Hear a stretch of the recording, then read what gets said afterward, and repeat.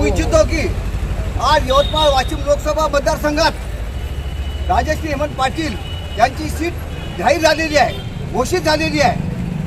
सतत ज्या खासदार 5 वेळा निवडून आल्या, अपराजित खासदार भावनाताई गवळी दर इलेक्शनला 1 लाख मतांना चढत्या क्रमानं 3री 4थी 5वी वेळ निवडून आल्या, अशा अपराजित खासदार भावनाताई गवळी यांचं तिकीट कापून राजश्री हेमंत पाटील यांना तिकीट देण्यात आलं आहे। ही यवतमाळ वाशिम लोकसभा मतदारसंघाची ही सीट आहे, ही बाळासाहेबांच्या आशीर्वादाची सीट आहे आणि बाळासाहेबांचा आशीर्वाद हा भावनाताईंना सतत ठेवत ठेवला आहे, वाढत्या क्रमानं आहे। पण आज रोजी असं दुःख वाटते की ज्या गोष्टीची आम्हाला कल्पना नव्हती, जी गोष्ट आम्हाला पाहिजे होती, आम्ही सतत भावनाताई यांना तिकीट देण्यासाठी नेहमी घोषणा करत होतो, नेहमी आम्ही वरच्या सूचना करत होतो। पण आज उद्याची जी शेवटची तारीख आहे, अशा आदल्या दिवशी राजश्री हेमंत पाटील यांची सीट घोषित करण्यात आली।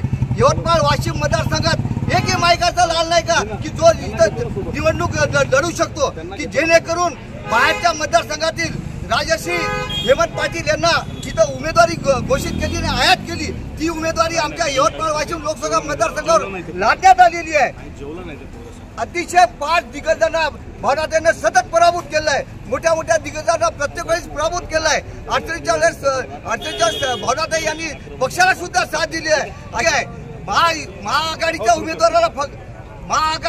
उमेदवाराला फक्त भावनाताई पडू शकतात।